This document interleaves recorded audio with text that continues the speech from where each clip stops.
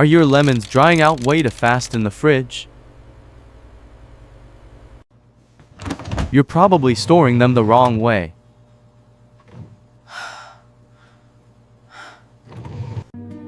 Here's the best way to keep your lemons fresh, juicy, and lasting for weeks.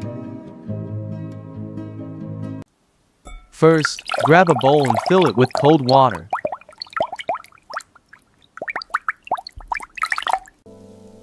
Now place your lemons inside, making sure they are fully covered. Store it in your fridge, and they'll stay fresh for up to 4 weeks. Or use a Ziploc bag, remove the air, and seal it tight to lock in moisture. Try this simple trick today and enjoy fresh, juicy lemons anytime. Don't forget to like and subscribe for more.